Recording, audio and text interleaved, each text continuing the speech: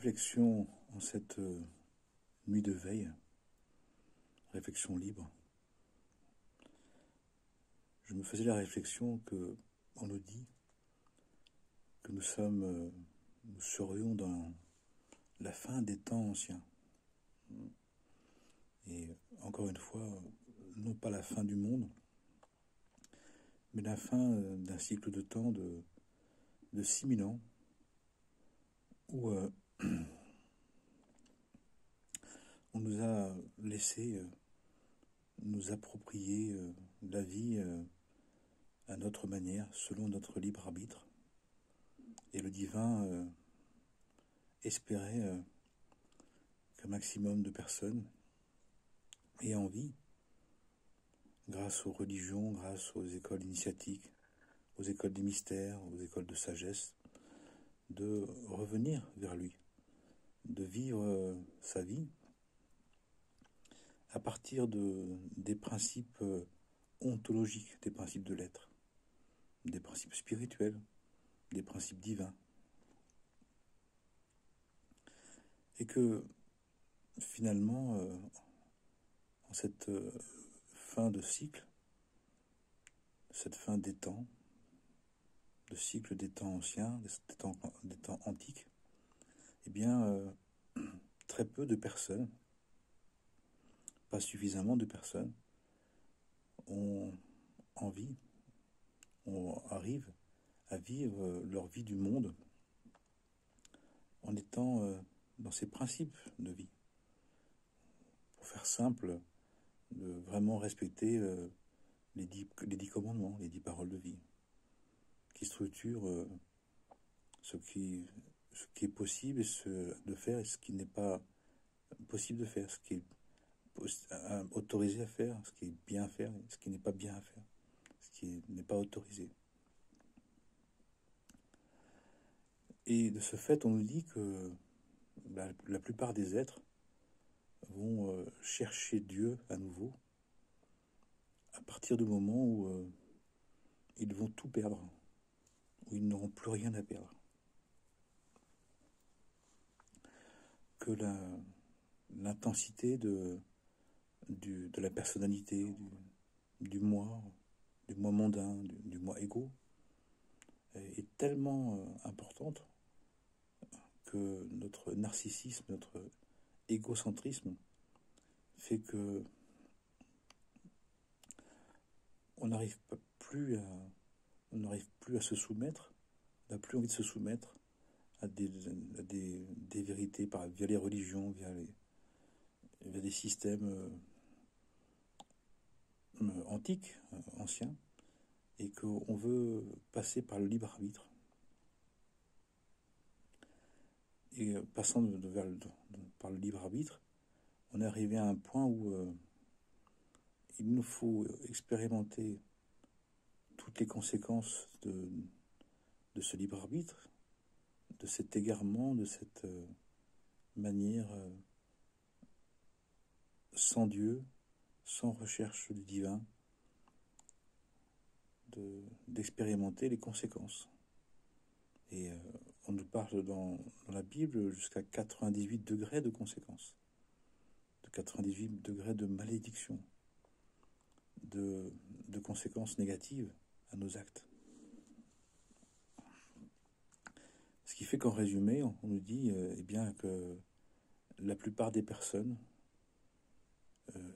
viendront vers Dieu, reviendront vers cette quête du sens, d'un sens profond, d'un sens plus qu'existentiel, c'est ontologique, vital, profond, à partir du moment où on aura vraiment épuisé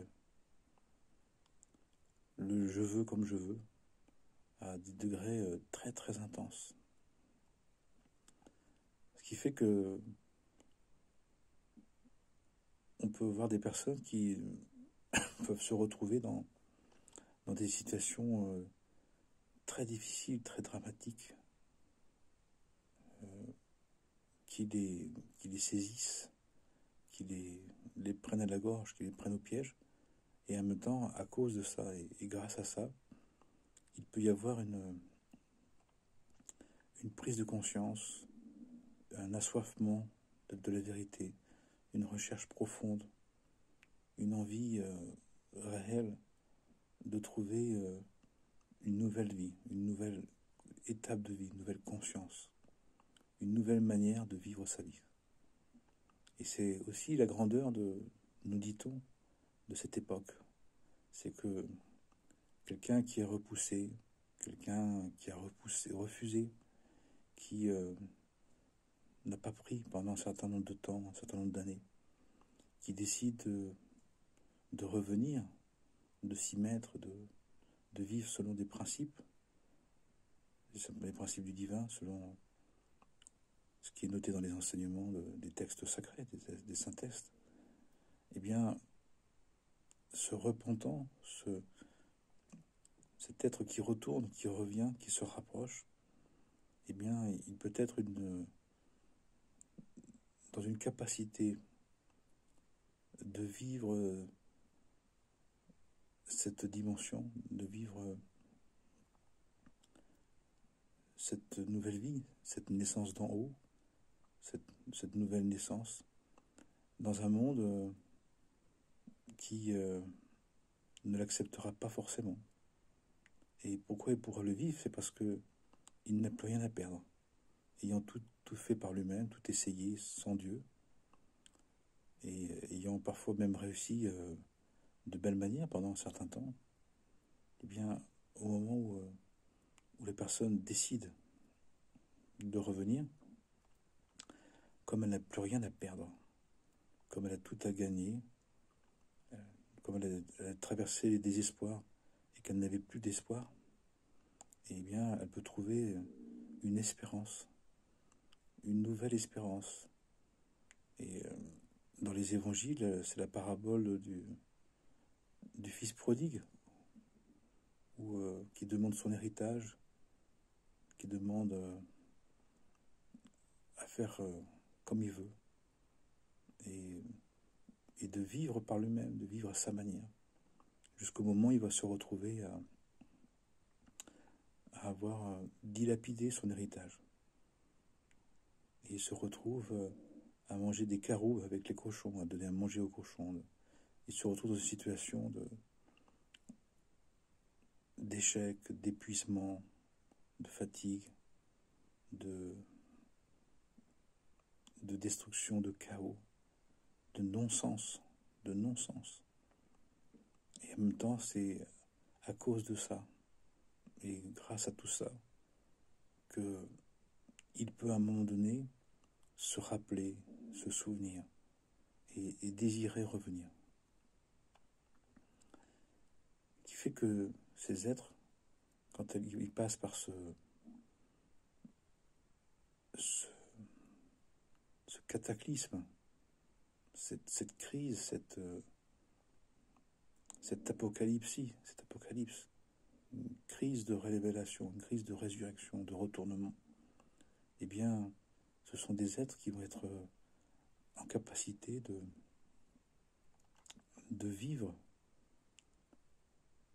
ce qui est bien comme une bonté divine, et ce qui n'est pas bien, ce qui est mal pour eux, comme une rigueur divine. C'est-à-dire que la lecture des événements va être différente, va se renouveler, elle va s'actualiser dans une autre compréhension, avec une compréhension que Dieu est celui qui est bon et qui dispense le bien. Celui qui est bon, cette part des choses qu'on trouve bonnes, qui vont être considérées comme la bonté divine. Et puis, ce qui dispense le bien, c'est que ce qui va affliger la personne, ce qui va la ramener toujours à l'intériorité, à l'essentiel, au fait qu'elle n'ait plus rien à perdre, puisqu'elle a tout perdu, et qu'elle ne peut pas forcément revenir et retrouver son rang, retrouver sa vie d'avant.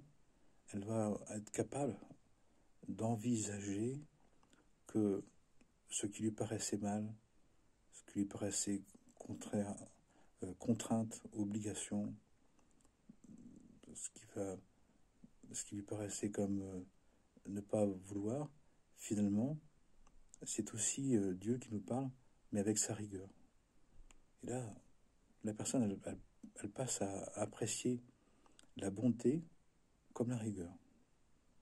Sa perception des événements a complètement changé. Sa lecture des événements n'est plus la même. Et c'est comme ça que elle comprend que finalement, elle va pouvoir réparer en vivant la bonté dans les événements et la rigueur dans les événements. Mais dans les deux aspects, et en tous les aspects, en tous les événements, elle va comprendre que c'est le divin qui la rectifie, qui essaye de permettre à cette âme, à cette personne, de commencer le chemin du repentir, de reconnaissance d'accepter de récolter ce qu'elle a semé, de récolter les conséquences de ses actes. Mais pas simplement en partie, pas seulement dans ce qu'elle voulait ou dans ce qu'elle concevait, mais dans tout. Elle va avoir envie de vivre tout, la bonté divine et la rigueur divine, dans tous les aspects. Elle va avoir envie que tous les événements soient une possibilité de comprendre, de se rectifier, de se replacer, de se désencombrer, de faire en sorte que les fautes qui, nous dit-on, sont marquées dans nos os, sur nos os, et bien qu'on puisse, en reconnaissant nos erreurs, et en acceptant les conséquences de nos erreurs, et d'accepter la vraie bonté divine qui est le fait de recevoir le nécessaire pour accomplir le projet divin, le projet que notre âme divine veut vivre, plus le projet personnel. Ça fait une autre vie alors, ça fait une vie simple, une vie modeste, et en même temps d'accepter que la rigueur des conséquences, c'est d'accepter que la rigueur, c'est que tout était compté, mesure pour mesure, que maintenant, eh bien, on va devoir tenir compte des conséquences de nos transgressions, de nous laisser aller, de nos manquements, qui fait que on ne nous laisse pas déborder comme avant. On ne laisse plus faire comme avant. Parce que dès le moment où on revient vers le divin, on recherche à nouveau le divin, parce que c'était simplement un oubli, c'était une absence pendant des dizaines d'années peut-être, mais que l'âme, fondamentalement, étant créée par Dieu, elle cherche son Seigneur, et Maître, et Roi. Mais il y avait besoin d'abord de s'approprier sa vie à sa manière, de voir comment, par nous-mêmes, on se croyait capable de tenir, de réussir, de se satisfaire, de s'accomplir. Et puis à un moment donné, on en voit le bout. À un moment donné, on s'aperçoit que finalement, ça marche pas bien, quoi. Ou ça marche plus bien. Ça marchait pendant un temps et c'était super. Et c'était merveilleux. On était fiers, on était capable. Puis à un moment donné, ça marche plus. Alors, on lui dit que c'est normal que ça marche plus à un moment donné parce que fondamentalement, on serait là pour justement retrouver Dieu, pour vivre selon ses principes. Mais d'abord, notre libre arbitre fait qu'on peut choisir de vivre notre idée des choses, notre conception des choses, de vivre à notre manière, de vivre comme on a envie, comme on croit nécessaire. Et c'est une belle chose. Mais jusqu'au jour où finalement, on aura épuisé cette espèce de pulsion, d'impulsion, de vouloir, de survouloir, d'intensité du moi qui veut imposer sa marque, imposer son point de vue, réussir à sa manière. Et on sait déjà que ça ne pourra pas marcher, mais il faut l'expérimenter, puisque le divin a mis en place, nous a créés pour justement vivre selon ses principes, être libre selon ses principes. Pas être esclave selon ses principes, mais être libre. On avait du libre arbitre, mais là, on a une liberté. Et la liberté, ça va avec de la conscience. Le libre arbitre, ça peut être inconscient, involontaire. Fait qu'on en veut la pulsion, la passion. Pourquoi pas? C'est super. Ça peut être très magnifique, très intéressant, très motivant. Mais ensuite, il s'agit de devenir un être libre, c'est-à-dire un être qui fonctionne à partir de la conscience de la vérité, de la conscience du cadre des lois et des principes divins. Et là, c'est une autre vie, une toute autre vie. Dans les évangiles, on nous dit c'est naître d'en haut. C'est de naître dans le prologue de Jean. Non plus né ni de chair ni de sang, ni de volonté d'homme, mais de Dieu de Dieu lui-même. Comme si finalement, comme disait Dieu, je t'accompagne dans ton libre arbitre, pour qu'à un moment donné, quand tu vas te rappeler, eh bien, je serai présent pour te répondre, dès que tu vas me chercher, dès que tu vas me désirer, dès que tu vas trouver cet assoiffement, parce que après ta réussite, tu seras dans la désillusion, tu seras dans la frustration, tu seras dans la déception, eh bien, je serai là. Chez Soufi, on dit